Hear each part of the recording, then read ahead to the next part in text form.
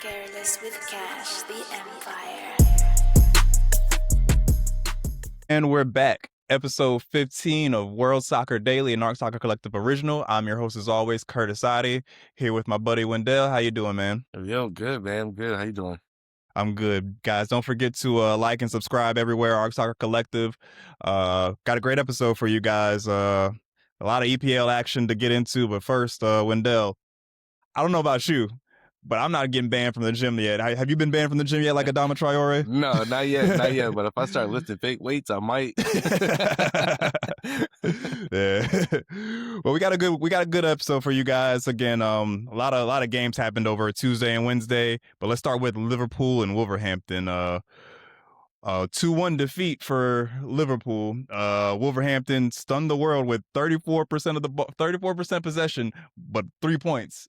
What do you make of this game initially? What was your takeaway from this game?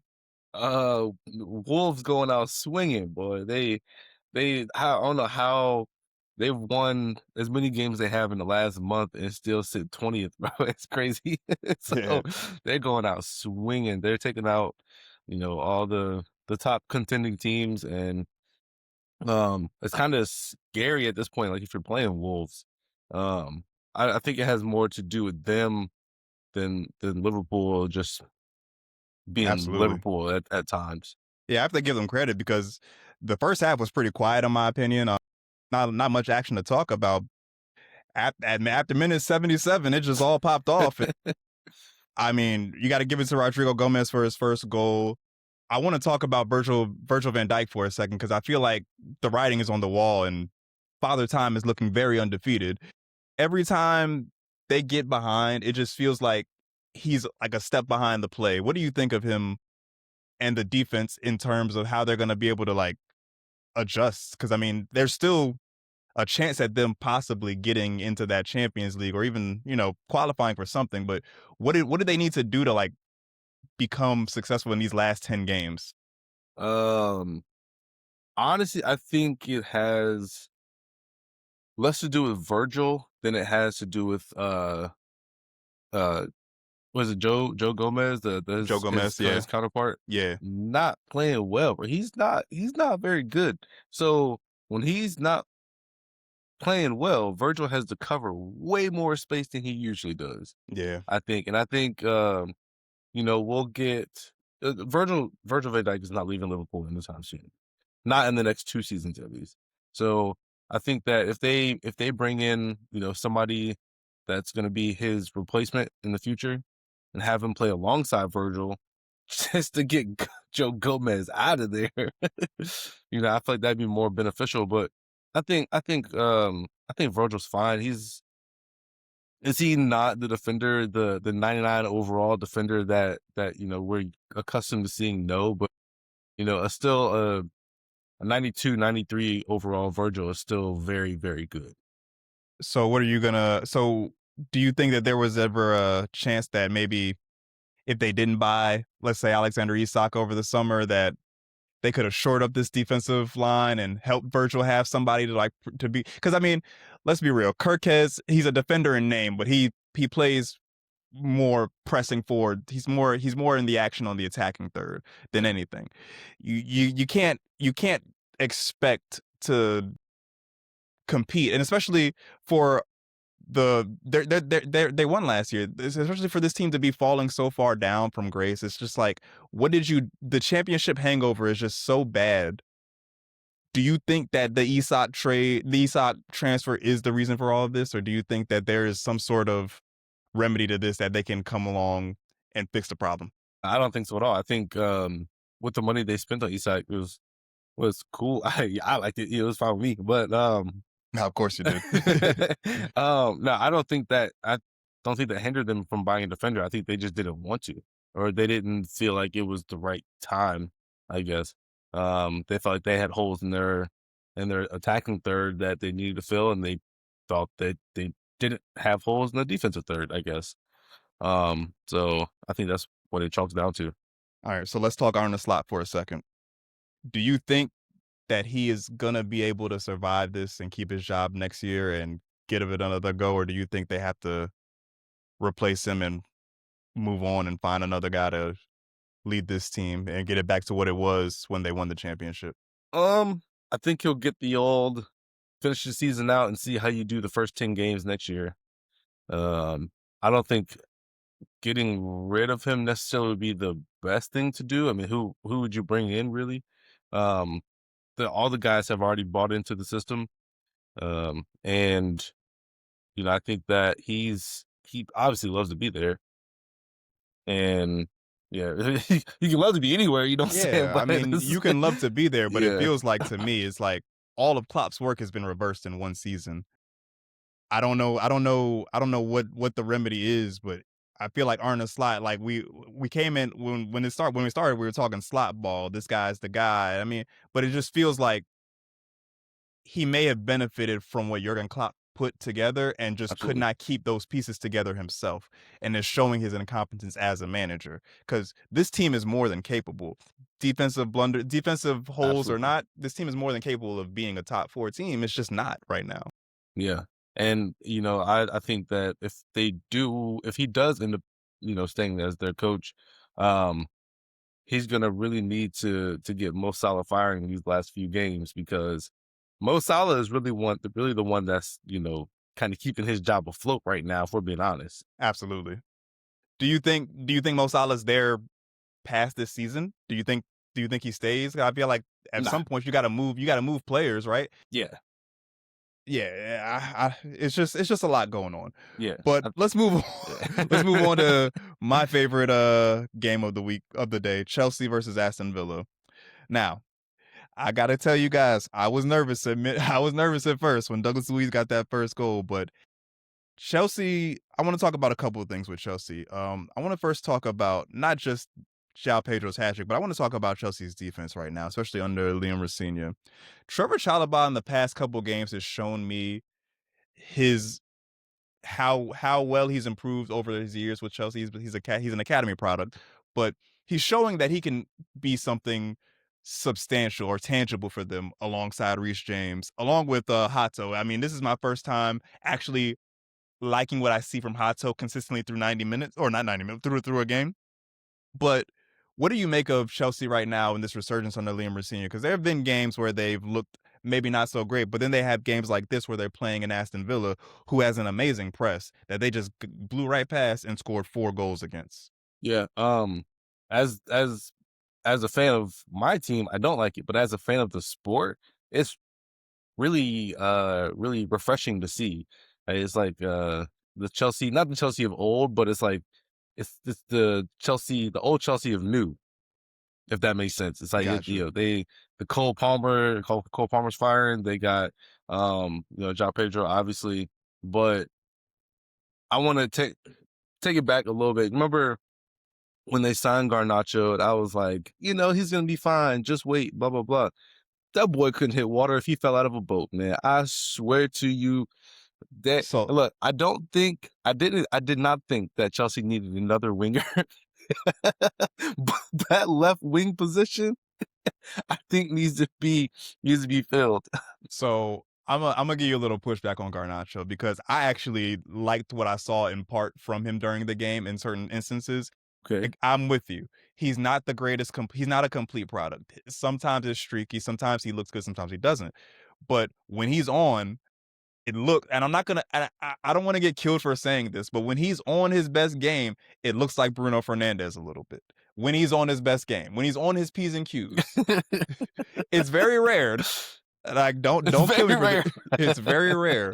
But when he has the right formula around him, I think he is a great player. Now, I will say this. When it comes to Garnacho, I don't think Chelsea's a long-term move for him. It's not going to work out long-term for him. So that type of play isn't going to he's not going to be able to get that consistency for Chelsea. But I do see I'm not willing to just say he's a dud, he's a bust. I'm not there yet with him. I wouldn't say he's a bust, but like, I don't know, my boy. You did he had a sitter right at the end of the game. Mm-hmm. And you think that, after playing the entire game that I know you're tired, but you should be in the flow of the game. And he's sitting right there and he couldn't put it in. Like, it's like, come on, man. And again, I'm willing to just chalk that up to he's just not a complete product just yet.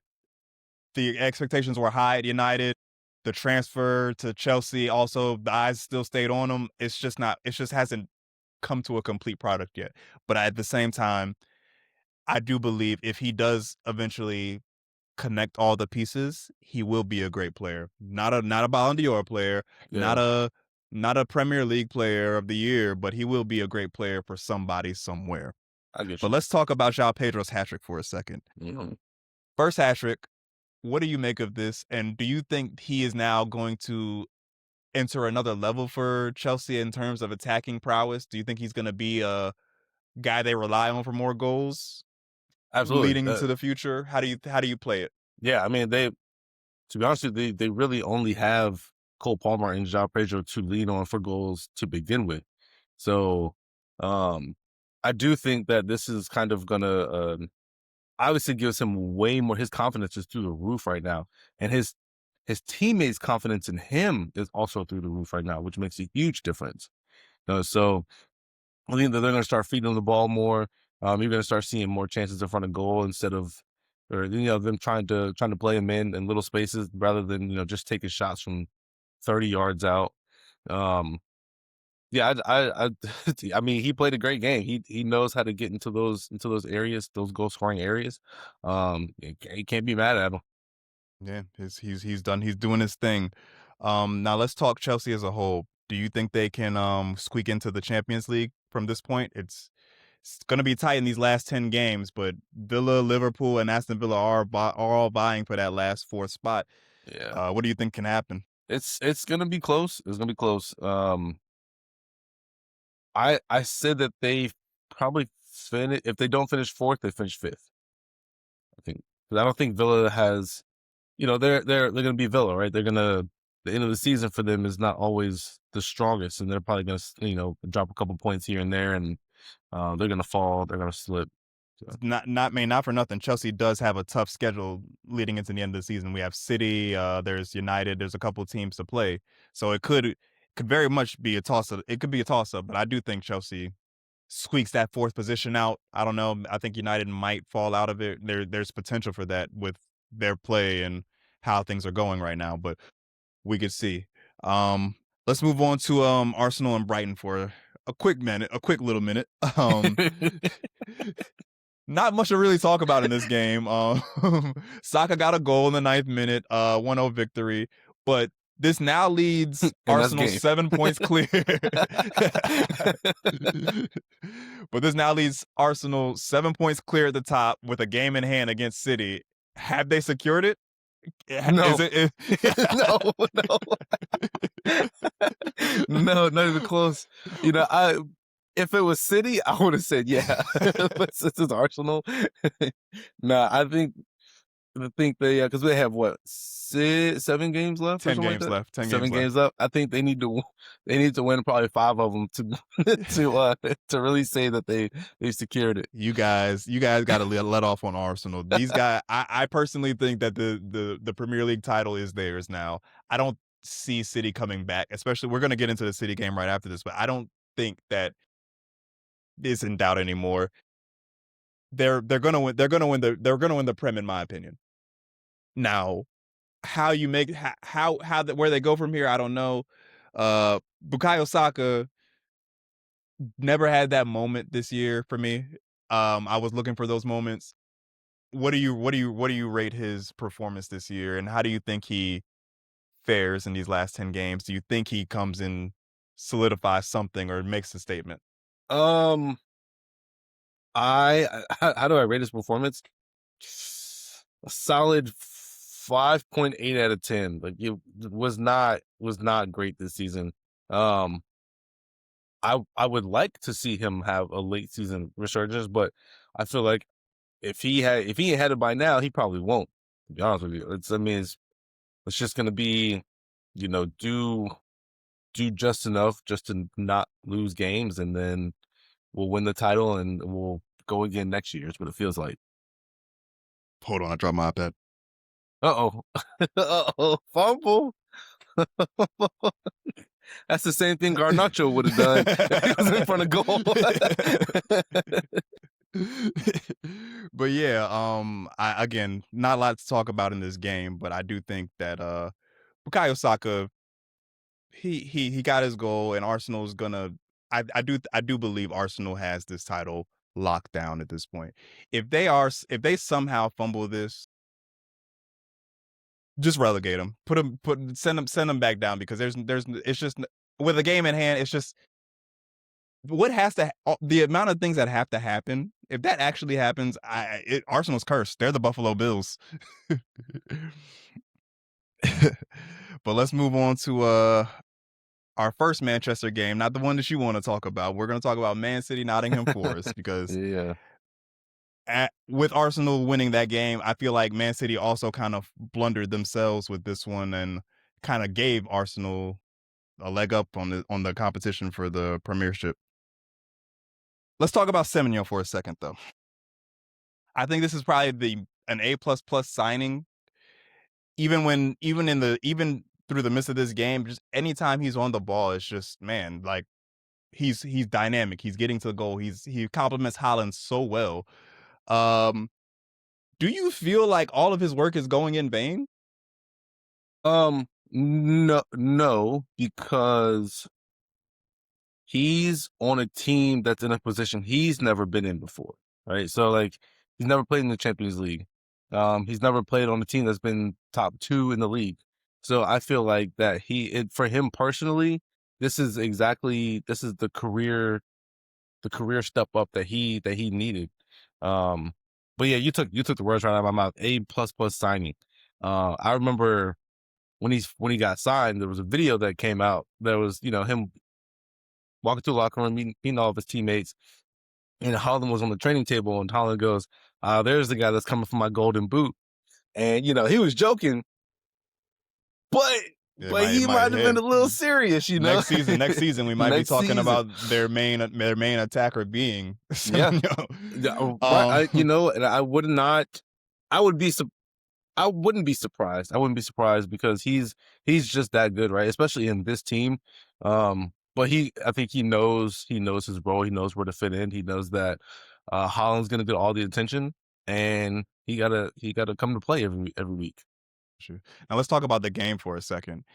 Every time Man City scored, it was almost like 20 or so minutes later, Nottingham Forest answered right back. Do you think they have a issue in terms of their play after a goal? Do you think there's like some sort of like lethargic play with them after they score? They get a little stagnant? Because that's what I'm feeling like happened in this game. Because the Gibbs White back heel was a touch of class, first and foremost. But it did seem like, as I was watching the game, like once they got the goal, they kind of let off for a second, and then kind of were like, okay, we're good now. And then once Nottingham Forest came back and scored and equalized, it was like, okay, now we have to play again, and we have to be aggressive. They almost came out victorious at the end of the game, but thanks to that goal line block, I forgot who did it, but thanks to that goal line stop, thanks to that goal line stop, it still was an equalizer. What do you make of their team play, and do you think Pep Guardiola has to like adjust something or fix something to answer this? Because it was very clear to me that once the goal was scored, we're good. We don't have to worry anymore. Yeah. It kind of feels like Liverpool in a sense, right? It's like you have this great attack, all these good attacking players, but then your defense is not consistent throughout games, I guess I'll say. But there is some sort of like fall off, but I feel like that happens with teams that have played this many games throughout the season, right? So like you played all these games, and then you get up early. You're like, oh, thank God, like we're up now. We can, we can see how we can finesse the rest of this game, and then you get scored on. Now it's like, oh crap, now I gotta try and score again, and then you score again because the quality and the talent is there. But then same mentality, you're like, okay, we did it again. We're finally good, and then you get scored on again. It's like, come on, man. Yeah. So let's talk City as a whole. Do you think they end the season trophyless? Trophyless? Yes. I don't I don't think that they win the league title. However, I do think that they get past Real Madrid in the round of 16. Interesting. Go on that for a second. Well, but Real Madrid, they have so many injuries, right? And I feel like City, they're playing consistent. It's not their best ball, but it's consistent, and it's enough for them to score goals. And you can never count out Pep when defending other teams, right? So I do think that they get past Real Madrid. They get past Newcastle in the League Cup, but I don't know if they're gonna have the legs to finish the season out in those competitions. Gotcha. I mean, for me, I do think they end the season trophyless, and I think that's gonna be a tough one for Pep Guardiola. But I'm wondering where they go from here, because the top of the Premier League is kind of changing. Arsenal's back. Manchester United might be back next year as well. Chelsea's resurging as well. Aston Villa's coming up. Do you think they stay in that fray, or do you think they end up phasing out of the Champions League over time, or do you think they can stay consistently a top 4 team? Yeah, they have nothing to worry about. The talent is there. I don't see Haaland going anywhere anytime soon. Their team is too good. Yeah, I mean, don't get me wrong, the talent is there, and I'm with you on that, but it just feels like sometimes it looks like, it feels like, I noticed the Premiership teams kind of go through like a 5-year strength phase where they're like dominant for a couple years for a good time, and then all of a sudden they're slowly erode into like Europa League play and back in, like, kind of like Chelsea. Chelsea's kind of eroded backwards. So I feel like we might be seeing the beginning of that, but I mean, it is too early to tell. Like, I agree with you. It's too early to tell on that. But I see where you're coming from. It's like sometimes you get lulled to sleep, right? From these teams just being so good, and then they lose 3 games. You're like, whoa, what's happening to them, bro? Look, you know what I'm saying? It's like, it's weird. It is really weird. Yeah. But we'll see. I mean, they do have new life with Semenyo, and they have a lot of great guys coming out of, a lot of great youth, a lot of great guys on the bench that can get in there and get some play. So we'll see what happens next year. But right now, City looks all but shored up, no trophies this season. Yeah. I don't know. It's gonna be a different time, and that it's gonna be a different summer for them this year than it was summers past. For sure. And they're gonna have to look in the mirror and make some adjustments because of. But hey, I don't think Pep goes anywhere. He's gonna coach his last season at City next season, and they're gonna bring in probably a couple defenders and get the team right. I think if they do bring in a couple defenders of quality and maybe a midfielder, I can see them winning the league next year. That's last year. All right, now let's move to the Manchester United game that everybody loves, especially me and you, for very different reasons. For very different reasons. Manchester United, Newcastle, and this game gave Michael Owen, Wayne Rooney era vibes. That's the only way to describe it. Gordon Ramsey got a red card for the dive. I want to talk about that first. I want you to talk about that one first, because where do you put that? Where do you rate that? Because I remember you texting and you were insanely upset and ready to give up Newcastle as a staff, crew, and a label when that red card was dished out. I don't. So watch it back, right? When you watch it back, you see the goalie dive at the player's feet. For me, trying to be as bipartisan as I can, what it looks like is Jacob Ramsey hits the ground and his leg buckles and he falls. That's what it looks like to me. Now, I can see how they would see that looks like a dive, right? Like, but from what I see, it looks like, because after the play, he has his head in his hands. He's not looking at the ref looking for a foul. He's like, oh, it looks like, man, I just fell. So I think that they didn't look at that part of it on VAR. But if the ref calls it, so it's a low IQ moment and a moment where you needed to have high IQ. Right. Right. Yeah. I was kind of confused at first, but when I was watching it, I was like, okay, to me, it just looked like a frustration, like how I would do it when I'm playing adult league Right. soccer. Like, oh, I messed up. Let me just be dramatic for a second. Right. Right. But yeah, it came back, but not soon after. They got a PK. Anthony Gordon scored in the 45th minute, stoppage time. Casemiro then subsequently came back in stoppage time as well and got his. Right. Got his. But what do you make of that quick succession of PKs right at the end of that first half? I think it's it says a lot about the ref. The ref, to me, in this game was the absolute worst. Every time players came together and physically met each other, whether it was, intended or not, it seemed like he was blowing his whistle or it was a foul. There were 5 yellow cards and a red card in the first half, bro. Like there was no game flow at all. There was no letting the players play. And I think the officiating in this, I'll say it since Eddie Howe can't say it, the officiating in this game was absolute garbage. It's garbage.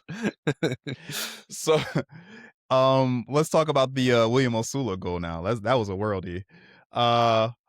What do you make of that? And what do you make of him as a player? This is his second season with Newcastle. What do you think his future is with them? I think he stays. There were talks of him leaving in January, going to somewhere in the Bundesliga. But I think that he's a solid bench piece for us. He's a solid locker room guy. Everybody loves him. I am on the fence about whether I feel like we can cash in on him or, have him be an integral part of our attacking line, because obviously he's hit a slump. Wissa is injured. He's hit a slump. There's no Bruno Guimaraes is hurt. You know what I'm saying? Jacob Ramsey now has a red card, so he ain't playing no more. So, yeah, I think we could definitely use him on our front line. I hope they keep him, but if they decide to cash in on him, I wouldn't be upset. Yeah, I mean, he made a name for himself in that game. I can tell you that. And a couple of bad stepovers, but his stepovers were so bad they were effective. Let's talk about United for a second. I want to hit a couple of things. I want to talk about Bruno Fernandes first. I want to say this, and I just want to get this statement out. And this isn't even a hot take at this point. Bruno Fernandes is a Premier League Player of the Year this year. Even in the games even in a game like this where they lost, every time you see, like, this team would not be where it's at this point in the season without him, and it's very clear. Anytime he's on the ball, it's the right decision. He's doing exactly what I wish Garnacho was doing, just making the right decisions every time he plays. He doesn't need to score to be effective. I think that United is doing him a huge disservice, has done him a huge disservice in his past couple of years of his career, but you got to give him credit. He stayed with this team, he sticks it out, and he is clearly the best, clearly the driving force in this team, and he is the driving force. I mean, I get it, Carrick is the caretaker right now, and he does get a little bit of credit for where they are now, but I want to put more credit for their success on Bruno Fernandes. What do you think? Absolutely. It seems like, how like when in the NBA, like a point guard he gets everybody the ball, but they miss every shot. That's what it feels like. He's like perfect. He feels like Chris Paul. Yeah, he's Chris Paul, right?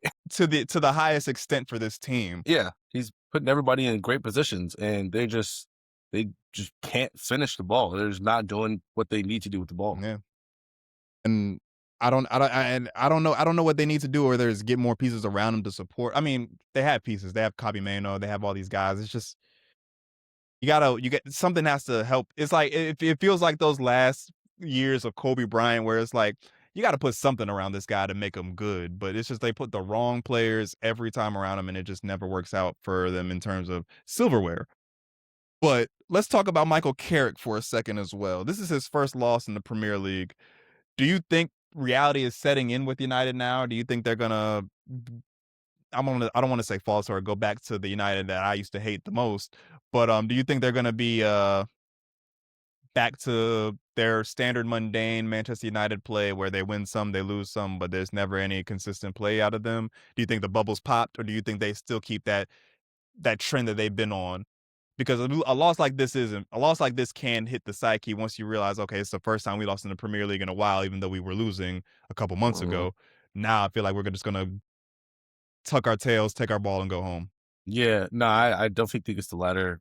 Just because they were playing up a man, right? So it's like that is still deflating as a team when you know that you have the man advantage, you still can't score. It's like, and they weren't even getting that many quality shots on and chances on goal. So it's like where's the disconnect in the team, right? So I feel like once they got down, or once they were up a man, it seemed like, I don't know what happened in their halftime team talk, but it clearly didn't motivate them, or they didn't have the right game plan, or maybe Newcastle just came out with the right game plan. I think Michael Carrick, he's smart enough to figure it out. Now will the players back him and trust him to finish the season out like they have the last few games, or will they slide back into the Newcastle or the Man U of old? So I think it's a matter of the players trusting him. And who knows, maybe if they do say lightning strikes and they make it to the Champions League, right? So I think they keep Michael Carrick. No, I mean, hey, he's a caretaker, and I've seen that caretaker role to me is always like, we're gonna replace you. It feels almost like certain. I do think Michael Carrick, like I said last episode with Dupe, I do think that regardless of how this ends, he's earned his chance somewhere else if it's not Manchester United. For sure. But I do believe that we're going to be able to see what he is as a coach. We're going to get a better idea of who he is as a manager and a coach after this loss, because this is where you really determine what your manager is. Like I talk about with Liam Senior all the time. Whenever they're down, he responds. This is Carrick's moment to respond to being down. So we'll see what happens. But I do think that, me personally, I would like to see him stay for a little while, give him a chance next season. Yeah. Let him bring in who he needs to bring in and do what he needs to do. Take that caretaker title away. But again, like I said earlier, when they say caretaker, they're looking for another name. You're an interim coach. They're looking for someone else, and it's not you. Yeah, for sure. I think it probably would do him well to maybe get some sort of like Cesc Fabregas situation, right? So like he goes to Como, a team like Como, and like they have money to spend where he can really show what he can flex his coaching powers, essentially. Yeah, something like that. I agree with you. Now let's talk Eddie Howe for a second. Let's talk your boy. I love this guy.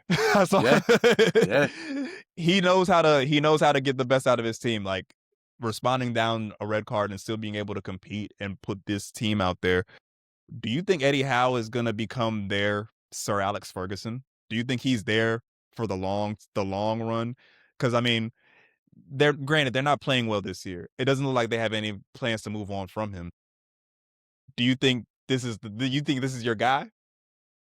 I'm gonna say yes. I know that there are people out there that, after every loss, right, they're like, "Oh, fire him." Nah, he's our guy. He's our guy. Like you said, he has an innate ability to get the absolute best out of all his players. I think it's on the players to be consistent in that, but he knows what needs to be done. The players know what needs to be done. This season there's just been sort of like disconnect between the play, but I do think that he's there to stay, especially if we keep getting into the semifinals, finals of League Cup games. That definitely helps the board. We won't make Champions League this year, but I think Europa League, if we win the last 5 games, I think Europa League is entirely possible.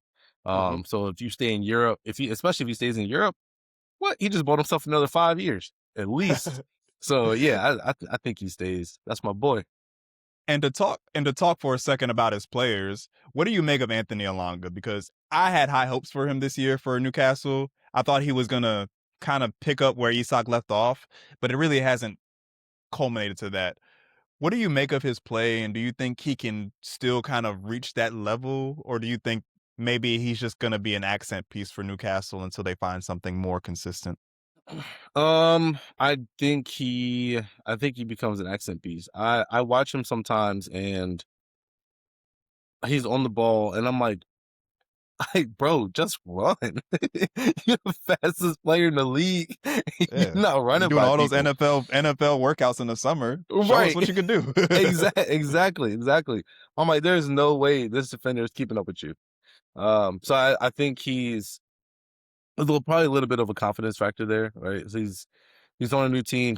And now he's getting starting minutes. So he's like, well, I don't want to do anything to mess it up. So I'm just not going to lose possession of the ball.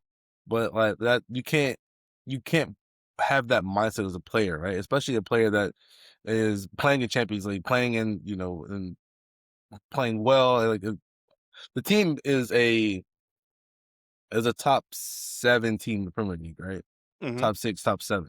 So like on a team like that, you can't have the mindset of, oh, I don't want to mess up, because you're playing so many games that those chances will come back to you.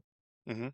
So you got to leave it out there every time. And I think that he needs to realize that, for one, we have a super small squad, so it's not like he's not going to get the minutes. Eddie Howe's been subbing in players more frequently than I've ever seen, so he's going to get the chances. So like, just go out there and make the most of your chances. Yeah, got you. So before we get out of here, I wanted to move on to something that we didn't really put in the program for today, but we're going to talk about. It's the geopolitical nonsense of the World Cup that we have to discuss. So it came out this week that the federal government's approved to pay $625 million to host cities to fund entertainment, licensings, and other things around the World Cup events that are going to happen this summer. According to every host city, none of that money has been paid, and we're a couple months out from the World Cup. What do you think is going to happen? Like, what do you think is going to be what do you think this World Cup is going to be? And I mean, granted, we usually talk about just the sports takes of this. This is kind of goes beyond that. Do you think we're prepared for this World Cup? And do you think that we can weather the storm of political turmoil that we have going on? Not to even really touch on it, just to like it all plays a part. Do you think we're in for a disaster with this World Cup, or do you think we'll go off with no hiccups? I think that we think we're prepared. I feel like everybody, we have stadiums in place, right? So that's the biggest thing. Mhm. And after that, it kind of seems like, okay, well, the other pieces would just fall into place, Yeah. There are, just from social media, that there are a lot of people that are now just like, man, I'm not going to World Cup. Yeah. Like, I'm not going to a game, or stuff like that. It kind of more or less taken the fun out of it. Mhm. Um, and I think that you can never predict, world events happening, right? So that's something that cannot be predicted. But I feel like where we are as a country, and the things that we do, and the power that we have, definitely has the ability to sway world events. So Gotcha. it's the World Cup is not going to be eventful side of the games, I don't Mhm. think. Okay. Obviously, the on the field, or whatever happens on the field is going to happen on the field. But I think outside of the outside noise, and the people, you have millions of people flocking to your country just to watch their country play. I feel like that's not going to happen now, because it's kind of taking the beauty out of it. It's Mhm. taking the beauty out of it. Gotcha. Yeah, so I'm kind of at the point where I mean, I'm gonna be quite honest with you. I just feel like right now there's just so much going on with like so many factors going into like this hosting the World Cup that I think it's in the best interest of everybody involved that FIFA just decide to put all of the games in Canada? I know that sounds like a tough ask in such a short time, but we have to just be honest about what's going on in the world. America's got a lot of things happening with law enforcement and people coming in and out of the country and so forth and so forth. Mexico has also a lot of turmoil going on within their country. Now, maybe it's fizzled out in the last couple of days. I haven't really been abreast on it recently, but it just feels like there's just too much going on that can be a risk to people going to these games. Like I've even told close friends who know me as the soccer guy in the group, I have no interest in going to any World Cup game this year. It's just going to be a nightmare. I mean, you got to, take out traffic. Like, I mean, we're used to things like when the World Cup or the Olympics come around, you're used to traffic and people being in one place. But on top of that, you have to deal with potential run-ins with security and law enforcement, and then potential protests at games. And we have to talk about Iran possibly not even being in the World Cup anymore because of everything happening. So there's just so much going on to me that it just feels like for the sake of, for safety purposes, it just has no business being here. Now, I know once the ball drops, all of this could probably easily go away. It has happened. We've seen it happen before in past World Cups where things have been going on. Lots of terrible conflicts have been going on. And once the whistle blows, nobody cares. It's all about soccer. I don't think that's going to happen this time. Just me looking at what I know, what I see, and what I see this country go through politically. I just don't think it's going to be that simple, but I can hope. I hope that's the situation. I also hope that's the situation. Right? It's and we'll see, but right now it doesn't look great. Yeah, like and I was saying, like part of the beauty of the game, right, is the blending and the mixing of different cultures and nationalities, and there can be rivalries and still be friendship, and you can still have a drink together after the game. That's the World Cup to me. Like there is a soccer, but that is the World Cup to me. It's like, bringing the world together. even to like touch on that, I remember what was it, the Euros, where Italy was playing, whoever Italy was playing, and they threw like a dish of pasta on the ground. That's the type of fun you want to see. Right. But unfortunately, I feel like that's not the fun we're going to get here. It's going to Nope. be a completely different type of insults being jabbed at people at games. It's going to be people berating people who are coming to a stadium to just support their home country. I don't want to see any of that, and I don't want that to be the case, but it's just one of those situations where I feel like this is like a Kyrie Irving moment. And when I say that, I mean, I remember when Kyrie Irving was in the bubble and during the pandemic, and they were talking about bringing they were not before they got to the bubble, when they were talking about bringing the bubble, and Kyrie Irving was like, guys, this isn't what we need right now. Too much is going on. And nobody really wanted to hear him out on that. But I believe that's a similar situation as to right now. It's like, we got too much going on. I don't really think it's just not safe. I don't want to, I don't know. I really do feel like it's just too much of a risk right now. Yeah. the irony of the Peace Prize, right? The irony it is. The irony But of that that. has been another episode of World Soccer Daily. You can find us everywhere at Arc Soccer Collective. Wendell, where can they find you at? Real Wendell Jr. on Instagram, Wendell Foster Jr. on LinkedIn. Fernando, I know you see this. Okay, but I need that. I need that NIL. All right, we'll see you guys next episode. Until then, take care. Peace.